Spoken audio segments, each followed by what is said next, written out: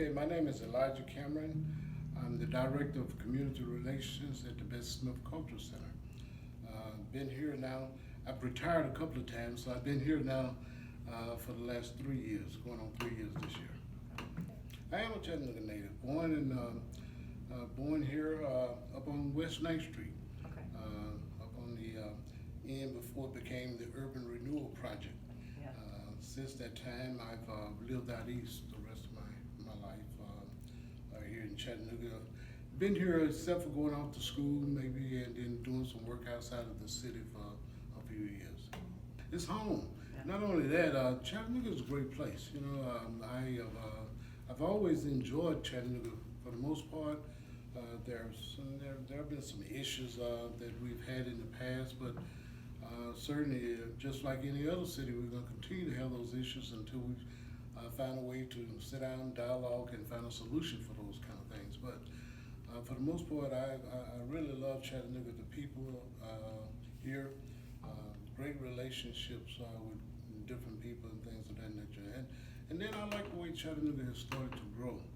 At one time, it was full of pollution, as you might know, but since that time, we've become a city now that I think we can all be proud of. But we're working on some things that we have to change, and I think we'll get there. It's certainly changed everything. For the most part, my family and I, we try to stay in as much as possible. Of course, you stay in that house too long, you start to get cabin fever, and you have to get out. But it has been a real big change, and I don't think we'll ever get back to what we call the norm. I think this is going to be a new norm, and certainly we have to find a way to work around this thing. My fear at this particular point in time is how we interact with people, because here at the museum, we need people coming in, seeing what's going on. So we have to figure out how we're going to be able to do that going forward. Hopefully, as we're doing now, some of this stuff will be digital, but still we would like to have people coming in. Well, I'm a child of the 60s. You know, I participated in the civil rights movement back in the 60s. We made some headway. Since that time, things have started to digress, so to speak. We've certainly taken some steps backwards. Hopefully, with what's going on now, and I'm very encouraged because I see a lot of young people. I see more of a mixture.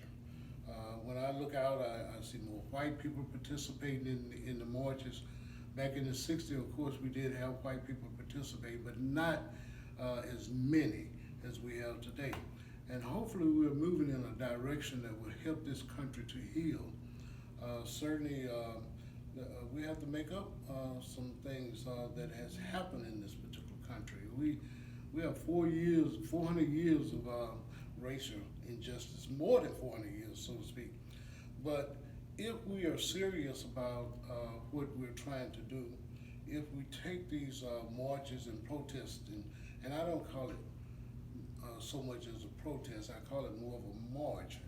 And I think if we use this, we've gotten the attention of those people that we need to get the attention of. So I think if we can use this momentum and these marches, I think if we can sit down with the leaders of our cities, the leaders of our country, and started to talk and make some dialogue and then put some action plans into place, I think then we'll be headed certainly in the right direction. But we have to use this momentum now to help change the way those laws on the books are looked at. You know, we've got to do that. And I think it's very important as we move forward to certainly listen to the people, because that's something that has not happened in the past. We pretend we're listening, but it doesn't happen. You know, we're not listening. So I think if we can take this momentum now and use that as a kickoff point, I think we certainly will be able to start some dialogue that would help us start to heal. We have a long ways to go. You know, it's not going to be easy. There will be those naysayers out there, and of course, I think it's just something that we have to continue to work at. You know, I'm not real sure about when they talk about defunding the police department. I'm not real sure how that works. You know, we have to look at those things and be very careful about how we approach that particular piece. Certainly monuments and statues, some of them are evil, and they probably do need to come down. But then there are some that are history makers. There's some that point out places where wars were, where the war took place. That's history. Of course, I look and I was looking at some things that were happening in Alabama. They're starting to change the way they think. And I think we need to do that here in Tennessee, start to change the way we think. Black history has not been a part of the history book for a long time.